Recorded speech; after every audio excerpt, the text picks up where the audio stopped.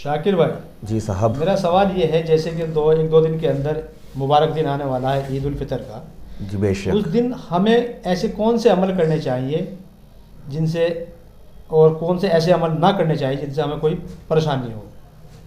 अच्छा, यानी ईद के दिन कौन जी। से अमल करने के हैं, कौन जी। से नहीं करने के? हाँ, इसके बारे में थोड़ा तफसील से बताएं। ठीक ठीक। देखिए शानू भाई, सबसे पहले तो आप रमज़ान की तरह ही उस रात भी, यानी कि चांद रात की रात भी जल्द उठें, तहज्जुद की नमाज अदा करें, वज़ू करके साथ अच्छी तरह से जो है नमाज तहज्जुद अदा करें। अल्लाह तिलावत की तौफीक दे, तिलावत कुरान भी करें, तस्बीहात भी करें जैसे आप करते हैं रोज़ाना।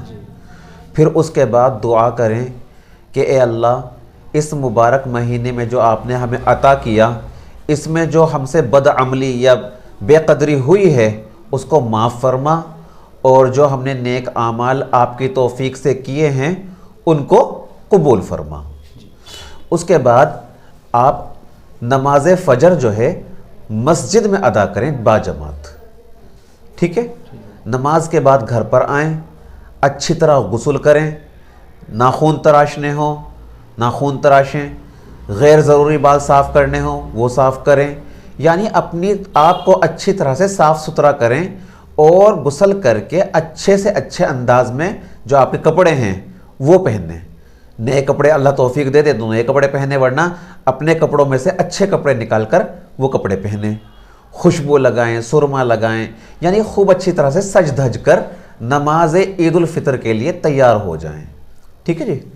उसके बाद जब नमाज के लिए जाने लगें तो अगर खजूर हैं आपके घर में मैसर या छुआरे हैं तो वो ताक तादाद में खाएं, यानी 1, 3, 5, 7 इस तरह खाएं, जोड़ों की शक्ल में ना खाएं, 2, 4, 6 ताक में खाना सुन्नत है, बेहतर है। ठीक है जी। और अगर आपके पास ये चीज़ें मैसर नहीं हैं तो घर में जो भी मीठा हो उससे मुंह मीठा कर लें। औरतें ये ईद उल फितर की नमाज पढ़ने ना जाएं, औरतों के लिए वाजिब नहीं है। अब सवाल ये उठेगा कि साहब, इस खुशी के मौके पर मर्द को तो ईद की नमाज का सवाब यानी कि ईद की नमाज पढ़ने का सवाब मिल गया, औरत को नहीं मिला। नहीं, उनके लिए भी सवाब के और ज़रिए हैं। वो अपने घर में जो उनके शौहर हैं या बड़े बुज़ुर्ग हैं, ससुर साहब हुए या वालिद हुए, भाई हुए, बच्चे हुए, उनको तैयार करें, उनको कपड़े निकाल कर दें, उनको टोपी मैसर करें, खुशबू मैसर करें, उनको जो मिठाई वो मैसर करें। ये चीज़ें उनके लिए जो ज़रूरत की हैं वो मैसर करें, वो भी सवाब की हकदार होंगी। और मर्द हजरात नमाज पढ़ के सवाब के हकदार होंगे, तो ये चीज़ करें। उसके बाद अगर ईद उल फितर की नमाज ईदगाह में पढ़ने जाना है तो कोशिश करें पैदल जाएं। हाँ, अगरचे दूर है या आप चल नहीं सकते तो सवारी पे जा सकते हैं, कुछ गुनाह नहीं, कोई हर्ज नहीं, लेकिन बेहतर ये है कि पैदल सफ़र करें। तकबीरुल्लाह पढ़ते हुए जाएं, ला अल्लाहु अकबर अल्लाहु अकबर अल्लाहु अकबर अल्लाहु अकबर ला इलाहा इल्लल्लाह वल्लाहु अकबर वलिल्लाहिल हम्द, ये हम्द का तराना अलापते हुए जाएं, है ना। और अगर ईदगाह दूर है, नहीं जा सकते किसी भी तरह, तो जो मोहल्ले की, बस्ती की जो मस्जिद है वहाँ ईद की नमाज हो रही हो तो वहाँ अदा कर लें। अब उसके बाद इसमें एक अमल और भी है, वो ये कि अगर आपने फितराना अदा नहीं किया तो कोशिश तो ये करें कि ईद की नमाज से पहले पहले सदकातुल फित्र जो है अदा कर दें।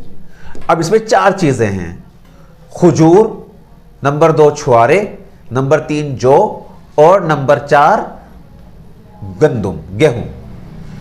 अगर आप किशमिश का, मैंने सॉरी गलत बता दिया आपको, नंबर 1 किशमिश है, नंबर 2 जो है खजूर है, नंबर 3 छुआरे हैं, जौ, और नंबर 4 गंदुम। एक मरतबा फिर दोहरा देता हूं क्योंकि बीच में बात थोड़ी सी ऐसी मतलब सही नहीं कह पाई। किशमिश, खजूर, जौ और गंदुम। ठीक है जी। ठीक। अगर किशमिश का आप फितरा देना चाह रहे हैं तो तकरीबन 3.5 किलो वजन की कीमत। नंबर 2 खजूर, इसमें भी 3.5 किलो वजन की कीमत। नंबर 3 जौ, इसमें भी 3.5 किलो वजन की कीमत।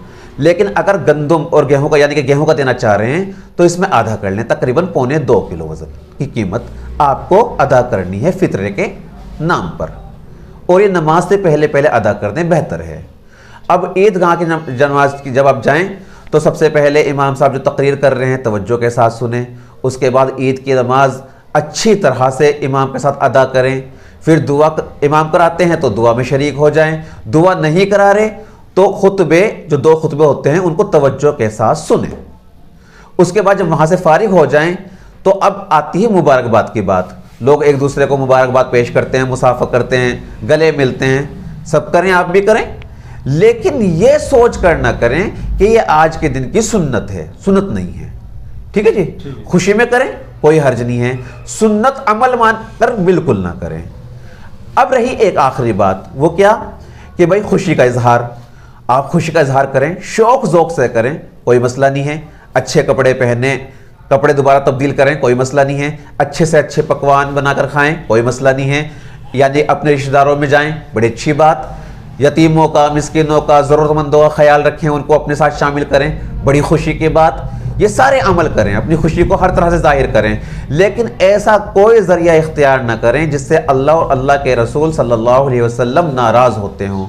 वो अमल क्या हैं? मसलन नमाज पढ़ने के बाद डीजे लगाकर डांस करना, इससे नबी नाराज़ होंगे या खुश होंगे?